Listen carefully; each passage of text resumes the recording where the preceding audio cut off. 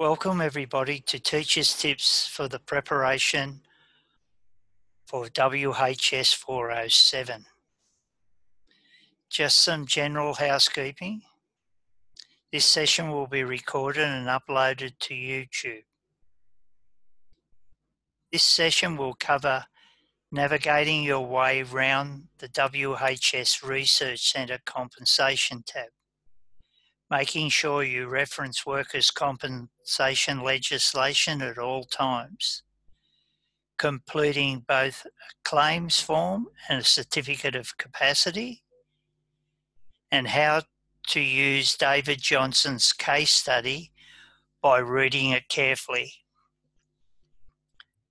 Then complete the return to work plan for assessment 2.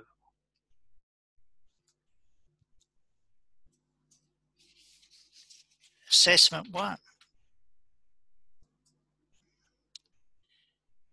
So what research and resources do we need? It can all be found on the WHS Research Centre under the Workers' Compensation tab. Your forms, research information at the top of the site. A key one is Guides for Workplace Return to Work Programs, May 2017.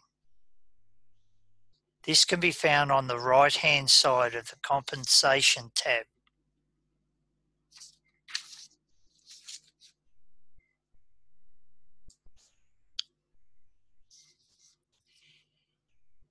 It's important to realise recent changes in New South Wales. EML has won the contract to be the sole insuring agent in New South Wales from the 1st of January 2018. At the top of the Compensation tab, you will find information on EML and your forms.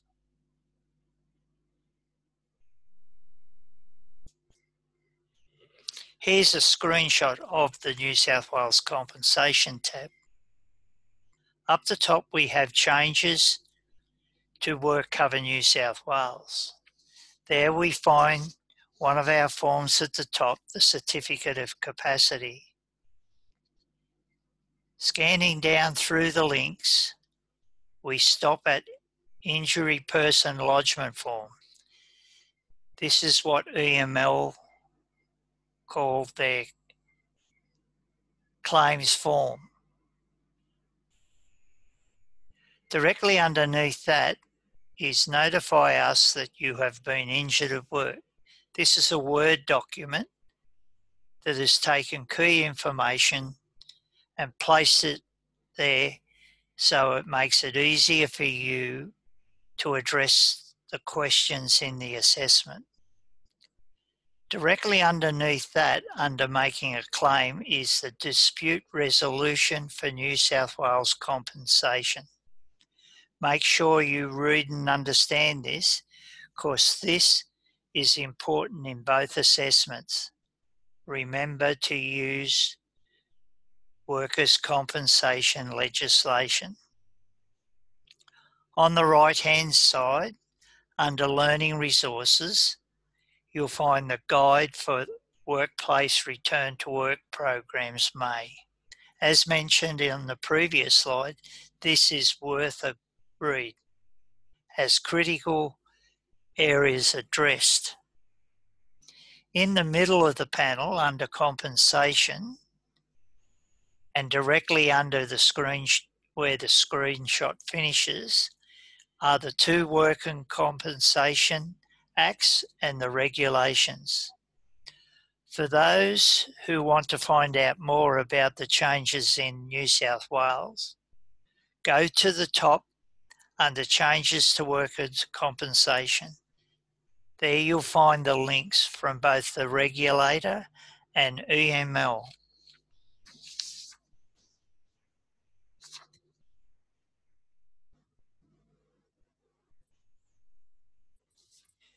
Reviewing the case study. This is key and needs to be studied carefully. An example of this is the prognosis of Dr. Martin. There it talks about David commencing his physiotherapy 3 times a week with the local physio, Leslie. Dr. Dr. Ma has declared him unfit for work until the 10th of July, pending a review of his fitness at that time.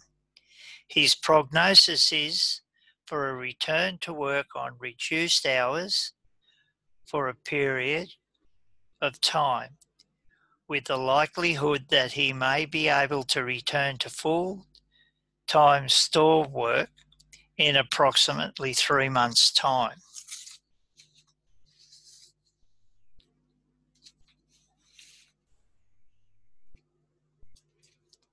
Assessment 2.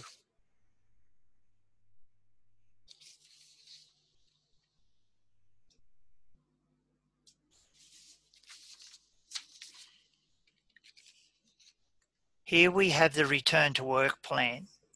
This is a key part of this assessment. An example of that is under the heading of duties. Make sure they are suitable. The best test for this is put yourself in David's position. If you had injured your back, would you do them? If the answer's no, well, don't put them under there. Address each of the key points that follow, making sure that you understand that the return to work plan will be revised each time David goes back to the doctor for an update on his progress.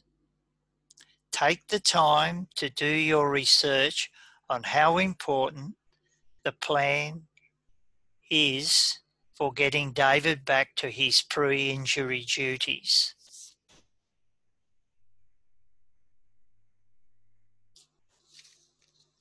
Don't forget to include your reference list or bibliography. This is essential part of your assessment. This enables the reader and marker to establish what you have used as your research and resources for both your assessments.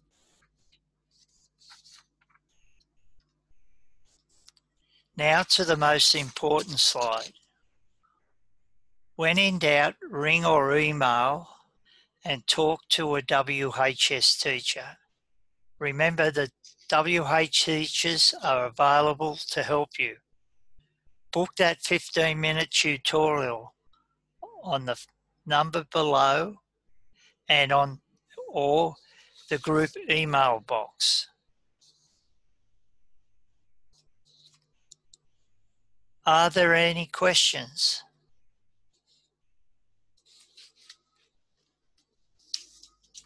With there being none, thanks for coming. See you next time.